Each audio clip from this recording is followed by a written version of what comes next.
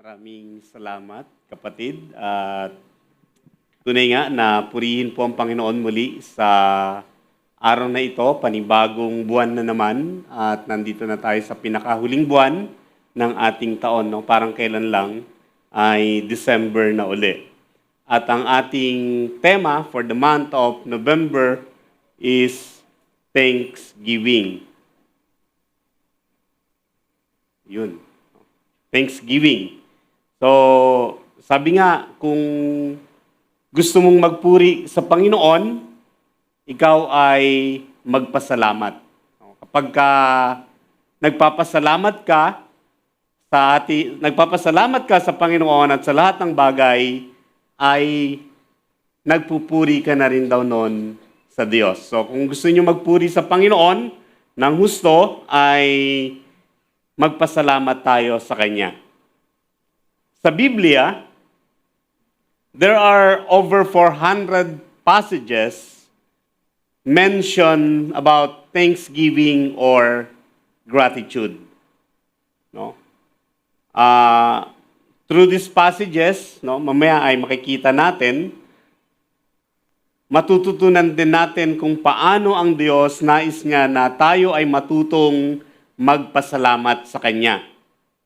God wants gratitude to be the primary motivation behind everything we do, say, and think. So, sa magitan ng mensahe na ito, makikita natin kung paano natin dapat pasalamatan ang Panginoon at meron siyang tatlong bagay o pamamaraan kung paano natin i-express yung ating pasalamat. Yung pamagat ng ating mensahe sa hapong ito ay tinatawag na How God Blesses Grateful Heart.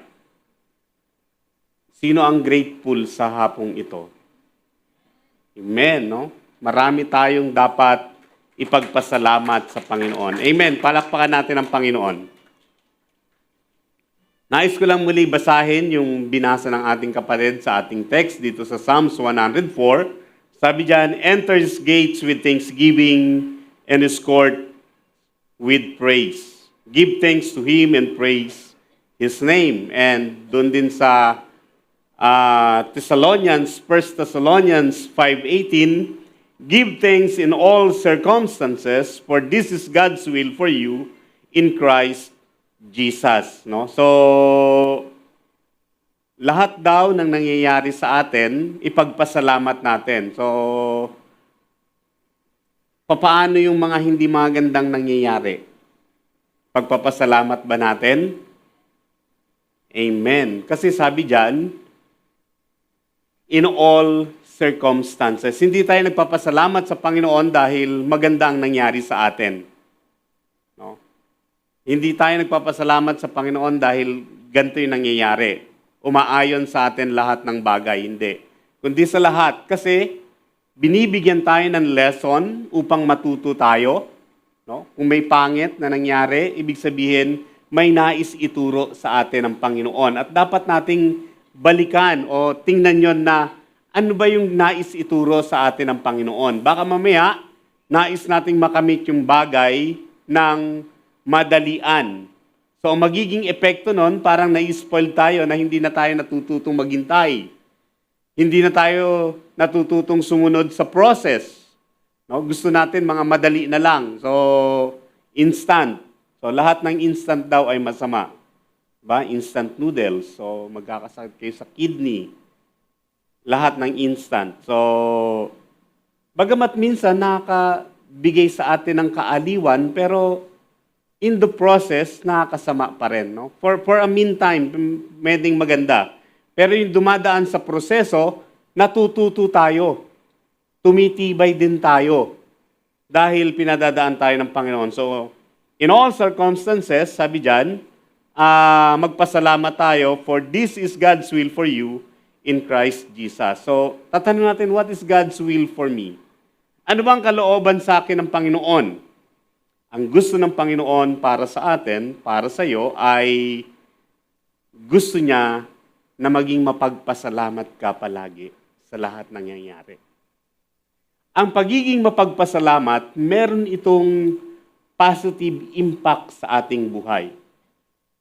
Sa pag-aaral, both scripture and scientific studies show having a mindset of gratitude yields great blessings. No? Sa pag-aaral, napatunayan na ito ng mga scholar, ng mga dalubhasa. Kapag ikaw ay mapagpasalamat, nagkakaroon ka ng magandang pagpapala o sumusunod sa iyong pagpapala sa iyong buhay. Bakit ba kailangan natin magpasalamat sa Panginoon? Maybe you may ask why. Why God wants us to be thankful always. Bakit ba natin nais magpasalamat? Diyos siya. Nilikha niya tayo sa mundo. Parang may bata nagagalit pinagagalitan siya ng nanay niya o ng tatay niya. Sabi ng bata sa parents niya, hindi ko naman gustong isilang sa mundong to eh. Kayo lang naman ni Papa o ni Mama ang may kagustuhan na magkaanak at ako naging bunga nun, no? Ganun ba ang katwiran nyo pagka nagtatampo kayo sa inyong mga parents? Sana hindi, no? God wants us to be thankful always and enjoy the benefits of having a grateful heart. Kapag grateful daw ang inyong puso, ito daw. Gratitude improves your brain and physical health. Gratitude creates happiness. Gratitude helps you sleep better, and gratitude is the antidote to toxic emotions. Parang yung parang yung pinag-aralan natin nung last month, yung forgiveness. Kapag hindi ka nagpapatawad, it destroys your emotion. Kasi lagi kang galit. It also destroys your physical health. No? 21 ka pa lang, pero mukha ka ng senior citizen dahil lagi kang galit, dahil lagi nakakunot yung noo mo. Kahit wala kayong lahi na may wrinkles, 21 ka pa lang, ang dami mo ng wrinkles. Kasi hindi ka mapagpatawad. The same, no? Kapag ka ikaw ay mapagpasalamat, nagiging maayos yung personality mo. Nagiging maalwan yung itsura mo. Nagiging maalwan yung presensya mo. Kaya sabi dyan, gratitude improves your brain and physical health. And also, gratitude creates happiness. Nagiging masaya ka. Kahit sa mumunting bagay. Kasi nagiging mapagpasalamat ka. Na-appreciate mo yung mumunting bagay na yon. And also, gratitude improves your relationship. Diba? Naiiwasan yung mga blaming situation, kundi nagiging mapagpasalamat ka. And then, gratitude opens the door to people and opportunities. Gratitude is the evidence of maturity also. And gratitude pleases God and brings His blessings. Kaya, sabi sa Colossians chapter 2, verse 7, rooted and built up in Him, is strengthened in the faith, as you were taught, and the overflowing with thankfulness. So, lagi tayo maging mapagpasalamat sa lahat ng nangyayari sa ating buhay. Yung ating pagpapasalamat sa Panginoon, accompanied yan o kalakip yan ng ating pananampalataya, ng ating pananalig. Dahil alam natin na ang Diyos na ating pinaglilingkuran, hindi niya tayo iiwan, hindi niya tayo pababayaan. Ganun din ang Diyos na ating pinaglilingkuran ay may magandang plano para sa bawat isa sa atin. Ano nga sabi doon sa Jeremiah 29:11? A plan not to harm you, kundi maging matagumpay ka, sabi ng Panginoon. Alam natin itong Diyos na ating pinaglilingkuran, meron siyang magandang plano sa bawat isa sa atin. Kaya magpasalamat tayo at magtiwala tayo sa Panginoon. No? Hindi ito yung tinatawag na, sige, kapit lang. No. Dahil alam natin, mapangahawakan natin ang salita ng Diyos. at ang Diyos nating pinaglilingkuran, hindi siya bumabali. Hindi niya kinokontra yung kanyang salita, bagkus tinutupad niya ang kanyang salita. Na kapag nagbigay siya ng pangako sa iyo, tutuparin yun ng Panginoon. Maaring hindi instant na tuparin, pero in the process, tutuparin pa rin ng Panginoon. Maganda yung sinabi ng sumulat ng Hebrew, no? Kung paano niya pinaliwanag yung pananampalataya ng mga great faith heroes sa Bible. Sabi nila, hindi man nila nakita yung katuparan, pero alam nila na matutupad yung pinangako sa kanilang Diyos. Si Abraham, hindi niya nakita na naging great yung Israel. Pero nananalig si Abraham na yung kanyang mga seed, yung kanyang mga anak, yung kanyang mga inapo, magiging dakila at magiging isang bansa. Nananalig doon si Abraham. Maaring hindi niya nakita yon, pero nagtiwala si Abraham sa salita ng Panginoon. Meron tayo ditong mga starter list, sabi nga,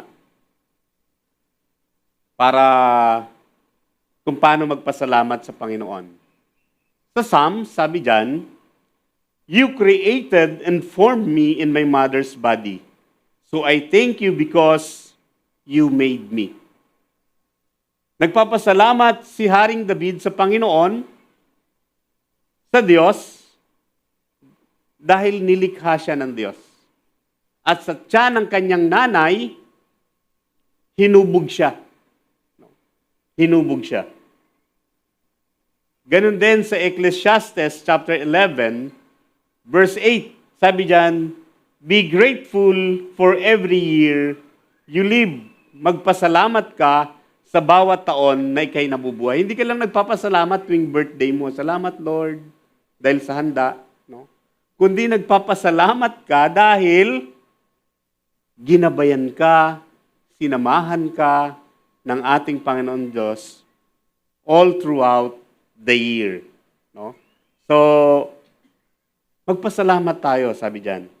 And then, Psalms 13 verse 5. Sabi diyan, "My heart is happy because you saved me." Psalms 13:5, no? Niligtas tayo ng Panginoon. Hindi lang tayo niligtas ng Panginoon sa kasalanan, kundi niligtas din tayo ng Panginoon para tayo ay maging kanyang representative dito sa lupa. So that maipahayag natin yung paghahari ng Panginoon. May pahayag natin na itong hari ng mga hari ay nais niya na ang bawat tao ay maging mamayan ng kanyang kingdom. At nagdi-develop tayo ng kultura ng kanyang kaharian na kung saan itong kultura na to mararamdaman ng bawat tao kung ano yung kaugalian sa langit, mararamdaman din dito sa lupa. Yung kanyang pag-ibig na inihayag sa langit, na ipapahayag din dito sa lupa. Yung pagpapatawad na inihayag niya sa langit para sa mga sanlilikha, nararamdaman din dito sa lupa. At bawat isa sa atin, tayo yung mga instrumento na yon upang maipadama natin yung kaugalian sa langit, maipadama din natin, maipakita din natin yung kaugalian na yan dito sa lupa. Amen? Parang nalulungkot kayo, parang ayaw niyo yata. Ayaw niyo ba? Di ba kayo excited na gamitin kayo ng Panginoon bilang kanyang instrument? Ayaw niyo? Pakalungkot. Bababa na no? Dapat maging excited din tayo. Matuto rin tayo magpasalamat. And then, sunod dyan, sabi dyan, Psalms 54:6, "I give you thanks because you are good." Nagbibigay ako sa inyo ng pasalamat kasi kayo ay mabuti, sabi dyan. And then, Psalms 118:21, "I praise the Lord for answering my prayers." Marami tong verse na to patungkol sa pasalamat. Meron pa, Psalm 16, verse 7. I praise the Lord because He guides me. Tell the Lord how thankful you are because He is kind and always merciful. And Psalms 107 verse 8, give thanks to the Lord for His unfailing love. At marami pang mga verses yan. Sabi nga, there are over 400 passages about Thanksgiving from Old Testament to New Testament. Gaano tayo magiging mapagpasalamat? Itong year na to or papasok na naman yung panibagong buwan sa susunod na taon, mag-iisip na naman tayo ng ating tinatawag na New Year's resolution.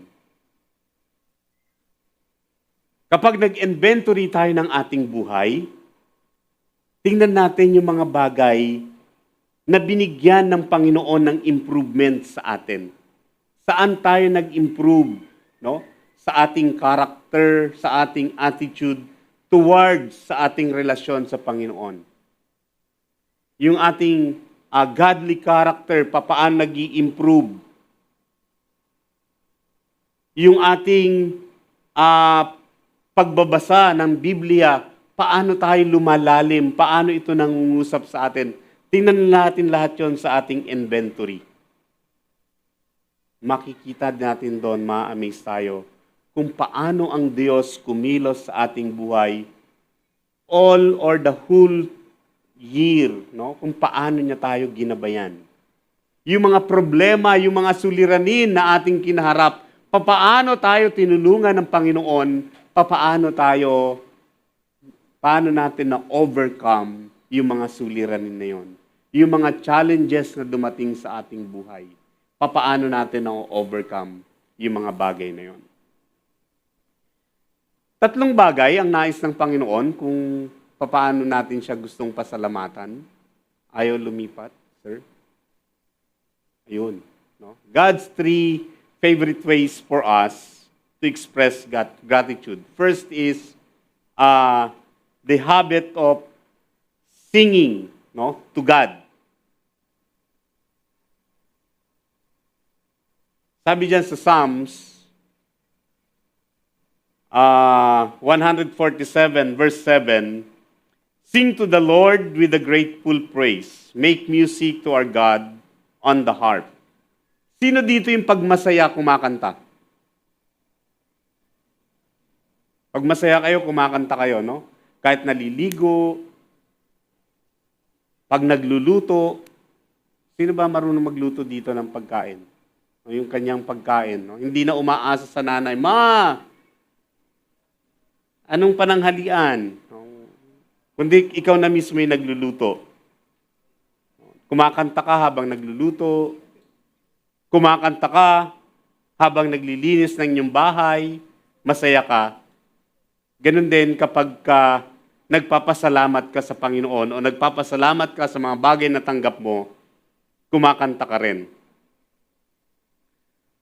Ang Diyos, kumakanta din siya kapag nagagalak siya sa atin. No? Kumakanta din siya para sa atin. Sabi diyan sa Zephaniah 3 verse 17, the Lord your God is with you, the mighty warrior who saves. He will take great delight in you. In His love, He will no longer rebuke you, but will rejoice over you with singing. No? Galing, no? Kumakanta din pala ang Panginoon. Sa kanyang kagalakan, no? Sinabi niya to kay Zephaniah para doon sa mga remnant ng Israel. Kung paano niya ibabalik yung mga Israel, no? From Babylon or from Persia, ibabalik niya doon sa bansa nila sa Israel. At sabi dito ni Zephaniah, hindi na kayo re-rebuke,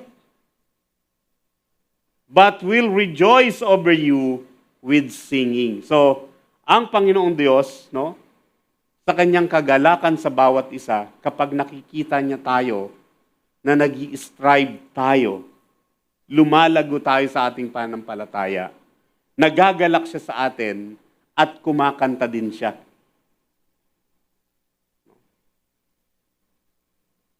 Natatandaan niyo pa ba nung kinakantahan kayo ng magulang niyo pag pinapatulog kayo, hiniheli kayo? Sino nakakatanda? No? Mga 1 taon kayo o 2 taon pagka nasa duyan kayo or karga-karga kayo ng parents nyo, kinakantahan kayo, no? Yung lullaby na yon. Liban lang kung yung kinakanta ng parents nyo ay rap. No? Ewan kung paano magpatulog ng no? Ng rap. So, pero that's the lullaby, no? Ang ganda pakinggan, parang ang sarap alalahanin, na parang bukod dun sa safe yung pakiramdam mo sa kanyang arm, parang nagagalak siya sa'yo, natutuwa siya sa'yo, habang inihiheli ka niya at kinakantahan. The same act, ganyan din yung ginagawa ng Diyos para sa atin, na parang ipinaghiheli tayo ng Panginoon dahil sa kanyang kagalakan sa bawat isa sa atin. Kinakantahan niya din tayo.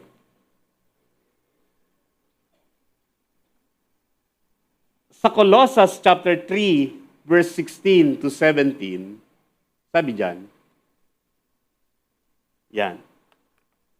Let the message of Christ dwell among you richly, as you teach and admonish one another with all wisdom through psalms, hymns, and songs from the Spirit, singing to God with gratitude in your hearts. And whatever you do, whatever in word or deed, do it all in the name of the Lord Jesus, giving thanks to the Lord, the Father through Him. One of the reasons kung bakit tayo nag-gather together dito sa church is not, hindi para kumuha lang kayo ng inyong allowance, no. Kundi para din tayo kumanta sa Panginoon. Of course, para makinig ng kanyang mensahe sa kanyang salita, but the another thing is to sing together to God. No? Pag naririnig ko yung boses ng ating music team, no? Parang sila yung mga original na kumanta ng mga kanta. No? Mula kay Ma'am Ashley, no? Kay Madam, kay Sir Rene, no? Parang binuo yung kanta nila na akmang-akma sa kanilang boses, na parang sila talaga yung original. At personally, nabibless ako kapag naririnig ko silang kumanta. Kahit nga sa YouTube, pagka pinakikinggan ko yung mga kanta na kinakanta natin dito, ang nai-imagine kong kumakanta doon, sila yung kumakanta. No? Hindi na sila Darlene Sheik, hindi na sila... Sila yung... Nabibless ako kapag kumakanta po sila.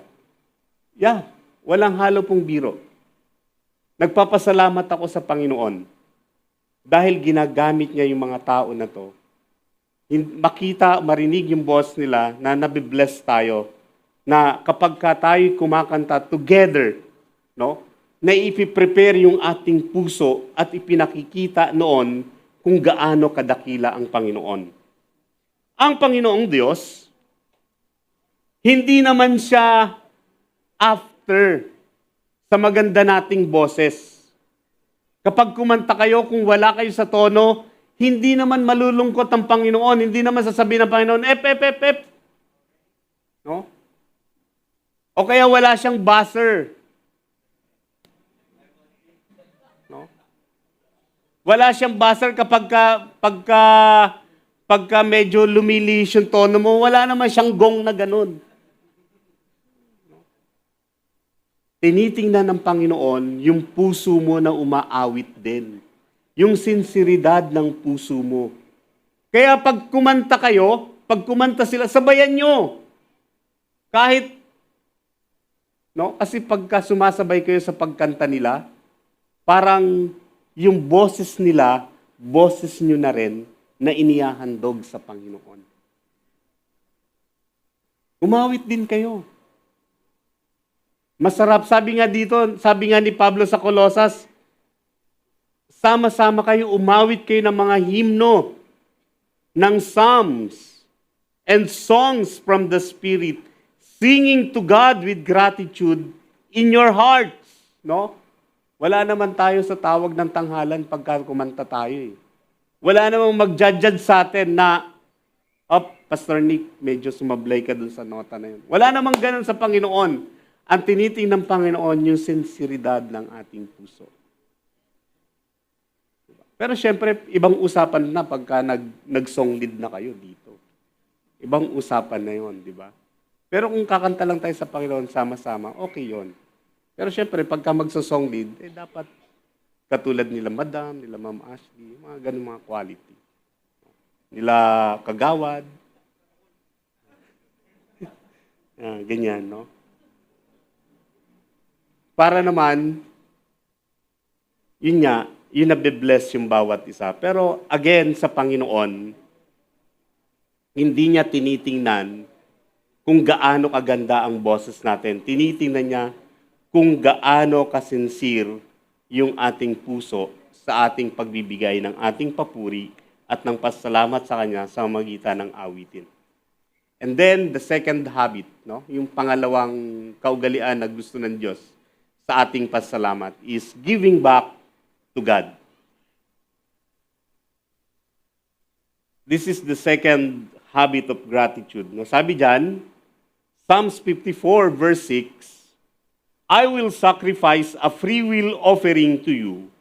I will praise your name, Lord, for it is good. 400 years ago,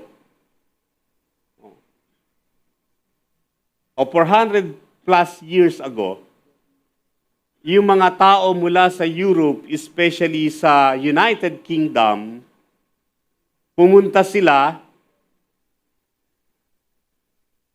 sa US na tinatawag natin ngayon para magtayo ng tinatawag na religious freedom.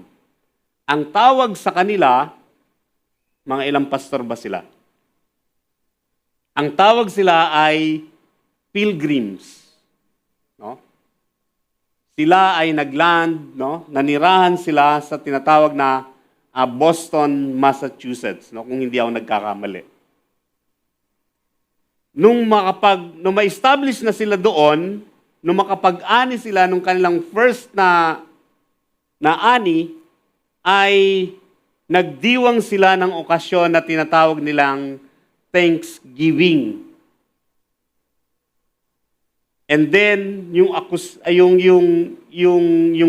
custom na yan, yung pagdiriwang na yan, na-establish nila hanggang sa ngayon. Si George Washington, the first president of the US, sinabi niya sa Congress to pass a law creating a Thanksgiving holiday. Nabuo ito every third Sunday of November. So every third Sunday ng November, nagdidiriwang sila ng tinatawag nilang Thanksgiving Day. Magtataka kayo, bakit Pastor turkey yung nila sa kanilang handa? Kasi nung panahon na yon, yung turkey, yung kanilang alaga. So yun yung inihahanda nila. Unlike dito sa atin, no, lechon yung pinaka-prime, no? Pero sa kanila, turkey. Yung Thanksgiving sa kanila, mas mahalaga pa ito kaysa sa Christmas Day.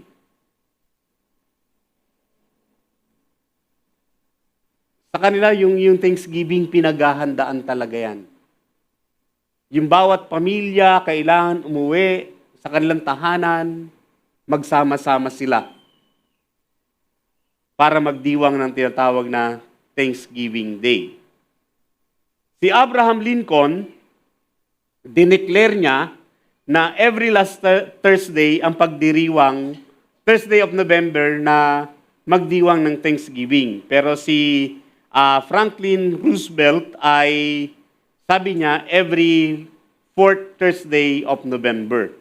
Hanggang sa binalikan ng Congress, yung unang naging declaration na ginawa na nila officially every third Sunday of November.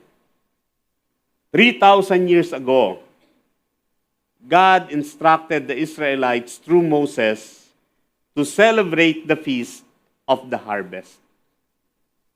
3,400 plus years ago, yung mga Americans o yung Pilgrims, nagdiwang sila nung kanilang Feast of the Harvest. But 3,000 years ago,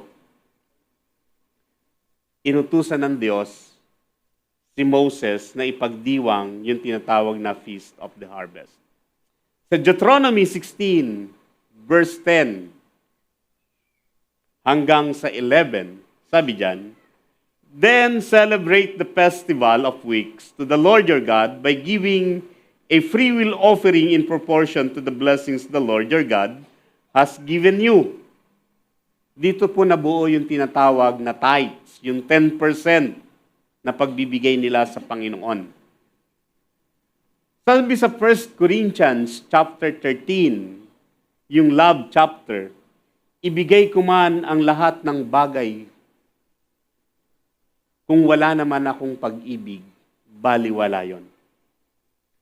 Nais ng Diyos, nais niyang ituro sa lahat, hindi lamang sa Israelita, kundi maging sa atin, kung bakit tayo nagbibigay ay upang ma-develop natin yung ating pag-ibig, yung ating pasasalamat sa Kanya.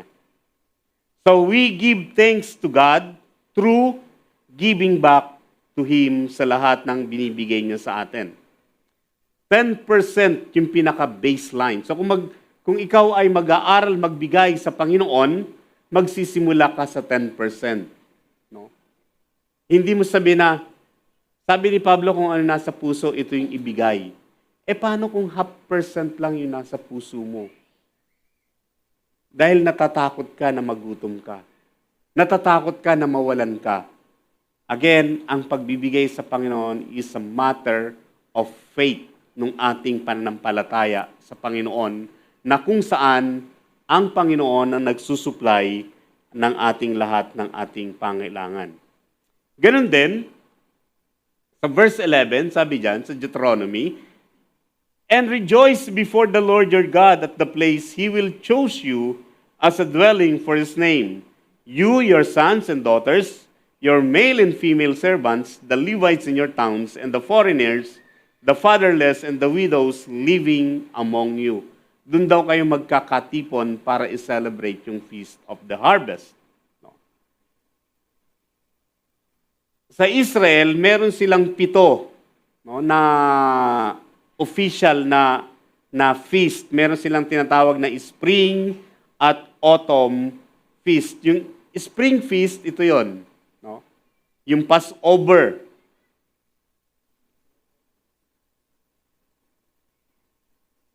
Ayun. Thank you. Passover or Pesach.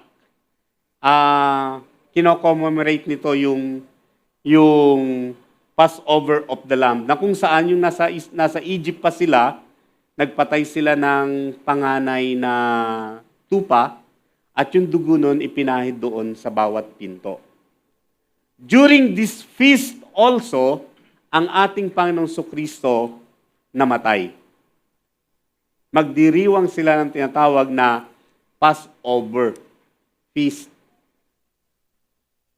So on the 5th day, or on the 6th day, namatay ang Panginoon, kasi the 7th day, yun na yung pinaka-grand celebration, and then on the 1st day, muling nabuhay ang ating Panginoon.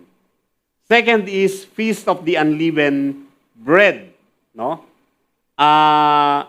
Matapos yung Passover, ito naman yung kanilang isa-celebrate. Ito naman, yung kahalintulad naman ito sa atin, yung tinatawag nating communion or Lord's Supper. Okay? So kapag ka nagko-communion tayo, yung ibang churches, unleavened talaga yon, unleavened bread. So, yon. And then, yung Feast of the First Fruits. First Sabbath after Passover is a celebration of the first fruits of the harvest being offered to God. Yung kanilang harvest. And then, yung tinatawag na Pentecost, Feast of Weeks, no? So, sa Acts, makikita natin doon, yung Pentecost Day na kung saan yung mga alagad nagsasalita sila Sabi ng mga bisita, kasi maraming bisita, Pentecost, bakit sila nagsasalita ng wika natin? So doon nagsimula yung tinatawag na speaking in tongues. No? Naintindihan nila, parang nagsasalita sila ng Hebrew, pero sa Grego, naintindihan nila, Greek yung naintindihan nila. So kung may Pilipino nung time na yon na nandun, Tagalog yung maririnig niya. Or Bisaya. Or Ilocano. Or Kapampangan. Pero wala pang Pilipino nung panahon na yon. No? So Grego, African, yun yung mga nandun nung panahon na yon. So naiintindihan nila yung wika na sinasabi ng mga alagad. Nagtataka sila. At akala nga nila mga nakainom yung mga alagad. Sa tanghaling tapat, nakainom, hindi sila nakainom. Kundi sila ay nangangaral sa pangalan ng ating Panginoong Kristo. And then, the Feast of the Trumpets, no? Sa autumn yan. Ito yung 2-day festival, marks the beginning of the civil year and calls for a time of repentance and self-reflection. Bakit may Feast of Trumpets sila? Naalala nyo, nung papasok na sa Jericho yung mga Israelites, pinalibutan nila, inikutan nila yung Jericho for 7 days. And then after 7 days, no, nag-blow sila ng trumpet. So bumagsak. Kaya sa New Year, mag-ingat kayo pag mag-blow kayo ng trumpet nyo. Huwag nyo iikutan ng 7 times. Baka bumagsak yung bahay nyo. No, joke lang po. Pinapatawa ko lang kayo. Pero ito yun, yung Feast of the Trumpets. And then Day of Atonement, the holiest day of the year. A day of atonement for the sins of the people and call to humble themselves before God. Ito yung nagsusuot sila ng mga sako. Lumuluhod sila, naglalagay sila ng abo sa kanilang mga sarili. Naglalagay sila ng sako. Huwag kayong mag-alala, yung sako nila nung panahon na yon ay parang mga tali yon na hindi katulad ng sako natin ngayon. Yung sako ng bigas, hindi ganun yung sako na yon. Yung sako nila yung parang tali din. No? So matitibay yon. Na pwedeng gawin ding damit yon. Kaya lang, syempre, dahil nga alam nila na anong sako yon, so nagsusuot sila na ganun. And then lumulod sila sa abo o nilalagyan nila ng abo yung sarili nila. And then yung pinakahuli nila, yung tinatawag na the Feast of Tabernacle. So bakit ko sinabi lahat to, itong mga piyesta na to? Dahil sa kanila, sa lahat ng piyesta na ito, may mga celebration na ginagawa and then yung tinatawag na thanksgiving sa lahat ng ito. Pasasalamat nila sa Panginoon. Sa Psalms 116 verse 17, sabi diyan, ayan, I will sacrifice a thank offering to you and call on the name of the Lord. And sa Psalms 50 verse 23, sabi diyan, those who sacrifice thank offering honor me, and to the blameless, I will show my salvation. Yung pagbibigay sa Panginoon ay nagre-represent ng tatlong bagay. Una, yung tinatawag na past, and then yung present, yung today, and then yung future natin. Past for things He has done to us. Today, for all the blessings that He gave. And the future, for taking care of us even in the future.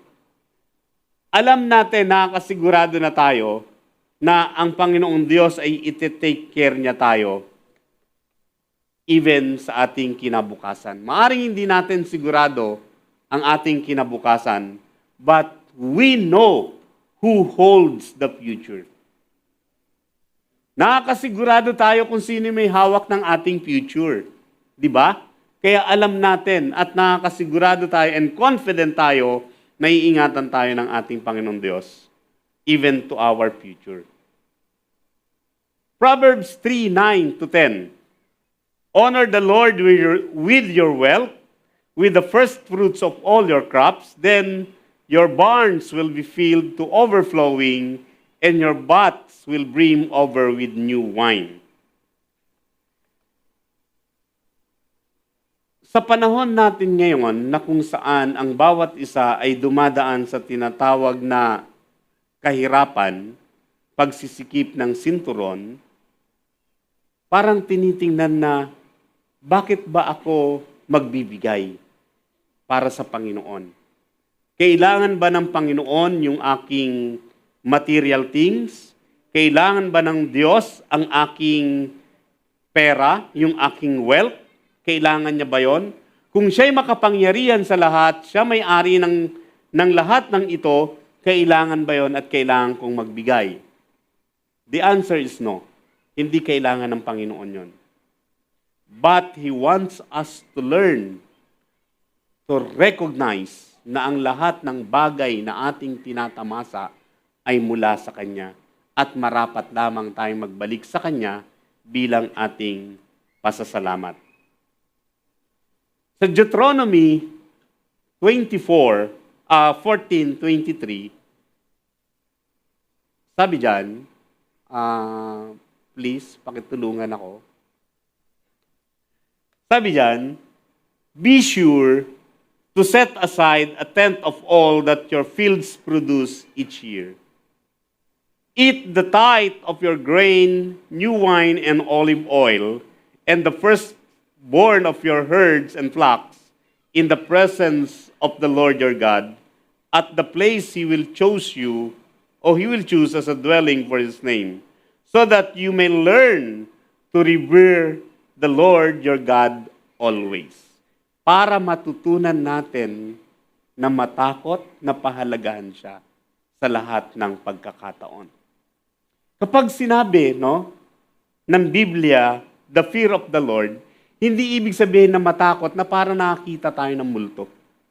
Kundi, yung pagkatakot na yon, ito yung pakiramdam na, paano pag hindi na ako sinuportahan ng Panginoon?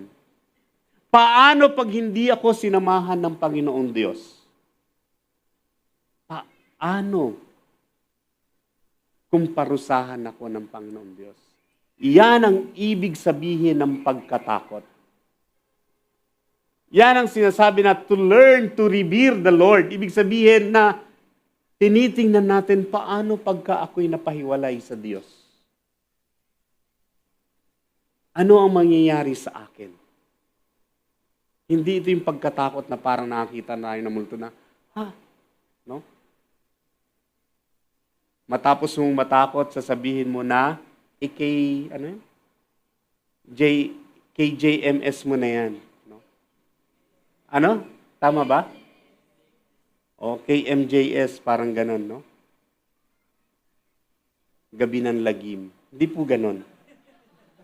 Hindi po ganon yung pagkatakot na sinasabi ng Panginoon, kundi ito yung pagpapahalaga, pagpapakita sa Kanya na papaano kapag napawalay ang Panginoon sa aking piling. So anong klase ba ng offering ang nais sa atin ng Panginoon? Ang pagbibigay ng ikapo o tithes is dahil kung gaano tayo nagpapasalamat. Nais ng Panginoon yung part of your income, not your leftover. Hindi kung ano yung sobra sa'yo, kundi kung ano yung kabuuan ng nasa iyo, yung 10% lang nun. Hindi siya interesado sa ating pera. Again, God is not interested on our material things, on our money. But He wants to trust, or He wants to develop your trust to Him fully. Gusto ng Diyos na ma-develop yung iyong pagtitiwala sa Kanya.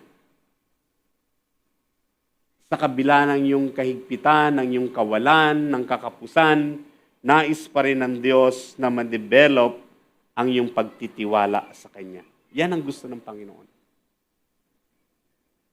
Nagtitiwala lang ba tayo sa Kanya kapag maganda yung buhay natin? Kapag maayos yung buhay natin, sa maayos tayong kalagayan? Kapag hindi na maganda yung ating kalagayan, hindi na ba tayo magtitiwala sa Kanya? Hindi po. Sa lahat ng pagkakataon, nais ng Diyos na ma-develop yung ating pagtitiwala sa Kanya.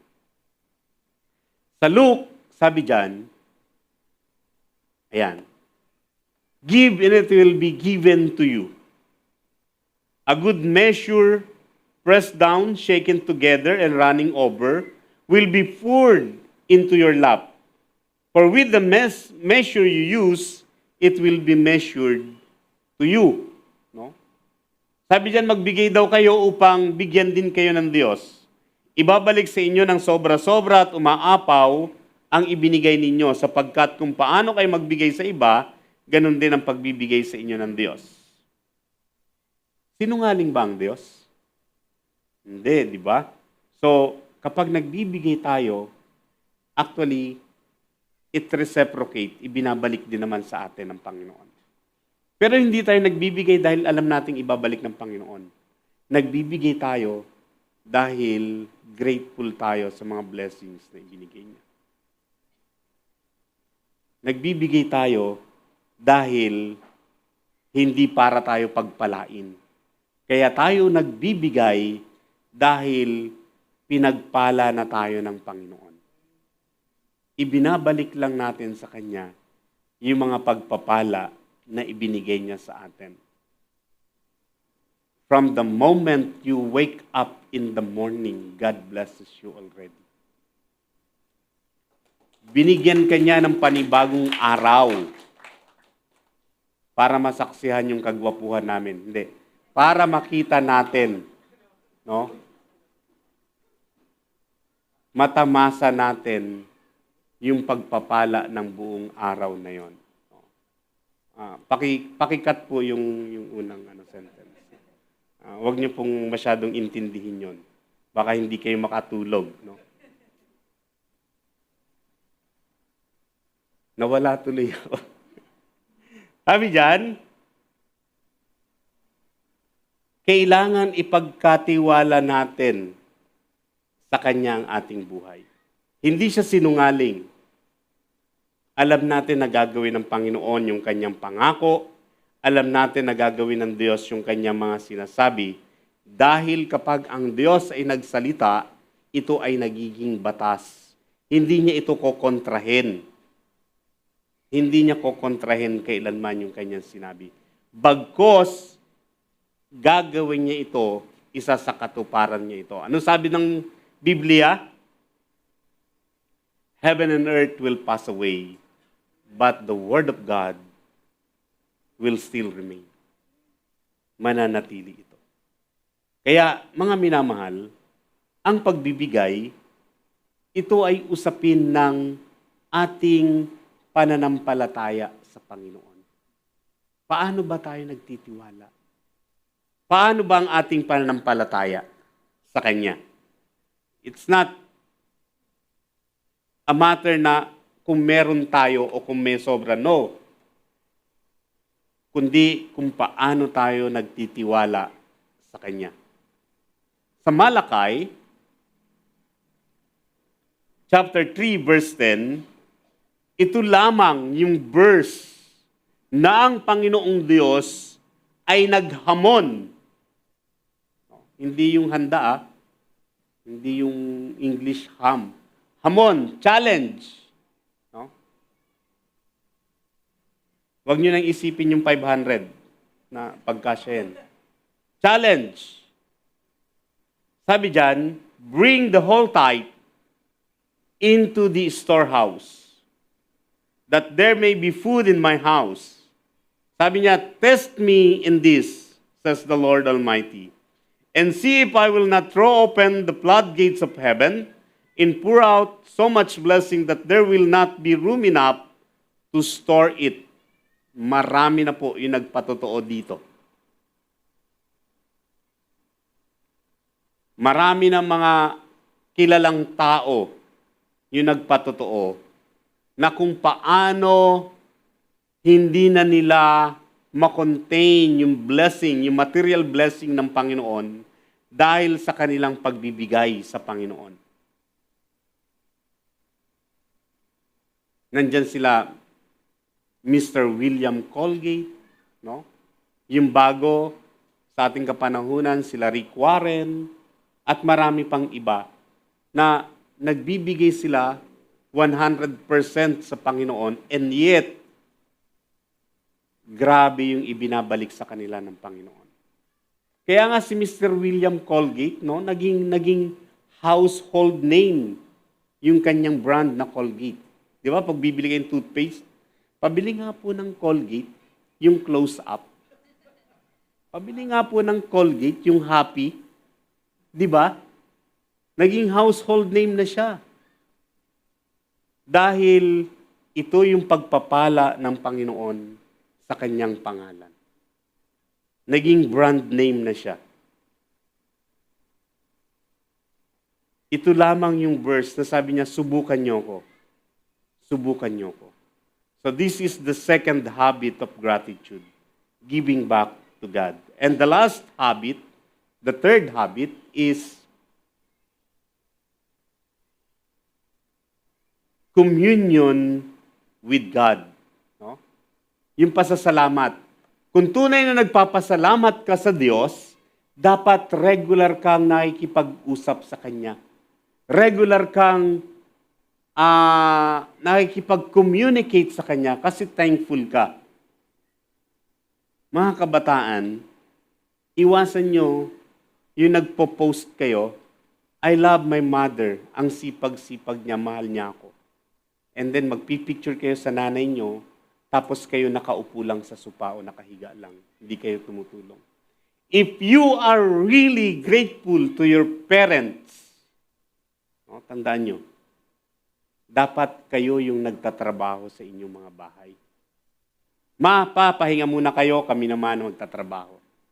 Huwag nyo sabihin na, galing ako sa school, nakaka-stress ang school, maraming project, maraming assignment. No. Dapat pagdating sa inyong tahanan, ipakita nyo na nagpapasalamat kayo sa parents nyo dahil sa pagsuporta sa inyo. Sinusuportahan kayo sa lahat ng inyong ginagawa. The word thanksgiving, no, yung Greek word ng thanksgiving. Pakitulungan po. Ayaw. Is Eucharistia, no? It's a noun. And Eucharisteo for a verb, no? Hindi yan pangalan, no? Hindi yan tiya, hindi yan lalaki o babae. Eucharistia, ibig sabihin noun pag ginamit mo siya sa noun. Eucharisteo, ibig sabihin yung action word niya. So Eucharist, ibig sabihin, or Eucharistic, Holy Communion. Pinapasalamatan natin yung bread, pinapasalamatan natin yung wine. Bakit? Dahil ito'y nagbibigay ng fellowship sa atin. Ibig sabihin, nakikiisa tayo. Kasama natin ang ating Panginoong Jesucristo sa magitan ng banal na Espiritu. Nandito sa ating buhay, naninirahan ang Panginoong Diyos sa magitan ng banal na Espiritu. That is Eucharisteo, the action. No? Kung babasahin natin yung 1 Corinthians chapter 11, 23 to 27, may babala doon si Apostol Pablo, taking up the bread and the wine in the unworthy manner. Anong ibig sabihin ng unworthy manner doon? Nire-reject natin yung power ng bread na nagsisimbolo ng katawan ni Kristo and the wine na nagsisimbolo ng dugo ni Kristo. We reject the power unto salvation. Nire-reject natin yun na para bagang tinitake lang natin yun sa pagkain. No. Sabi dyan, you partake but not trusting the power of God to save you. At sabi doon sa Biblia, marami nang napahamak, marami nang namatay, marami nang lumisan, marami nang naparusahan because they are partaking the bread with an unworthy manner. Kaya nga, kapag ka nagko-communion tayo, kailangan i-search natin ang ating sarili, humingi tayo ng tawad sa Panginoon Diyos, at ganun din magpatawad din tayo sa mga nagkasala sa atin. Inire-release din natin sila. 1 Corinthians 10:16, sabi diyan, "Is not the cup of thanksgiving for which we give thanks a participation in the blood of Christ? And is not the bread that we break a participation in the body of Christ?" Kaya nga, sabi ni Pablo, sa lahat ng ito, dahil nagpapasalamat tayo sa Panginoon, saliksikin din natin ang ating puso. Para yung kultura ng kaharian ng Diyos na ating gustong i-practice, na ating i-develop, nagiging karapat-dapat tayo sa kultura na yon. Ibig sabihin, nagiging sistema na ng ating buhay yon. Yung Kristyanismo, yung pag-ibig, yung agape love,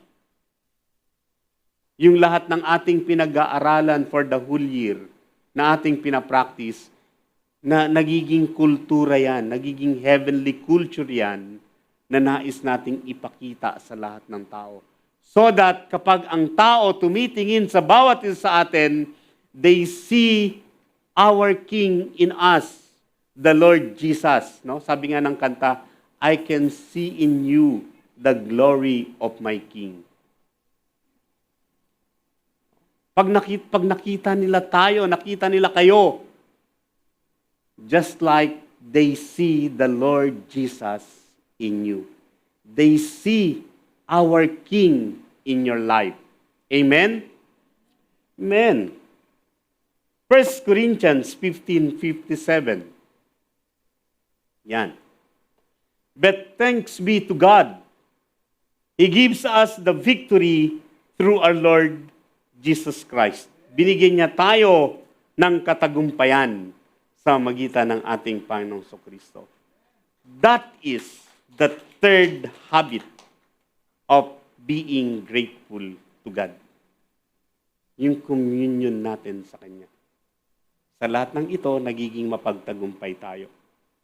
And then last is Colossus 3:17, sabi diyan, and whatever you do, whether in word or deed, do it all in the name of the Lord Jesus, giving thanks to God the Father through Him.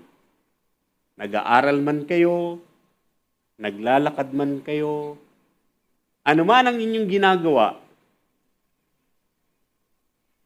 patuloy tayong magpasalamat sa Panginoon. Conclusions. We thank God because gratitude is a form of worship that acknowledges His goodness, love, and role as the Creator and provider of all blessings, including life itself. Next.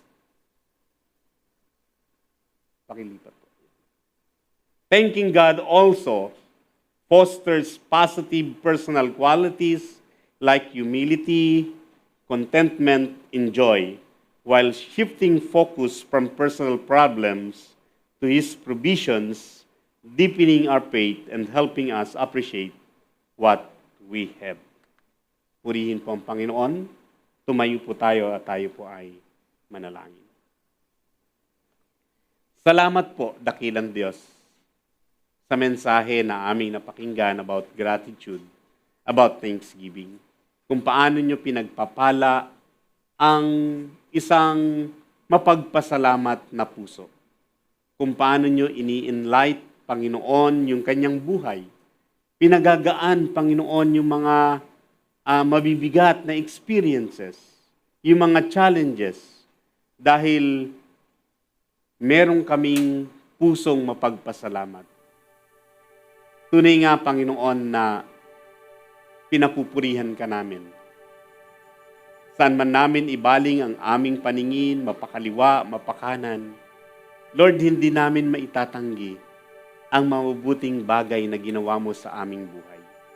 Kung paano nyo kami tinutulungan, kung paano nyo kami tinataguyod, kung paano kayo gumagamit ng mga tao upang patuloy kaming makapamuhay ayon sa inyong kalooban. Kung paano nasusuplayan ang aming pangailangan, kung paano kami tinuturuan din na ma-develop ang aming godly character. Maraming salamat at maraming salamat sa mga tao na ginagamit mo. Purihin po kayo, O Diyos, sa pangalan ni Jesus. Amen. Amen.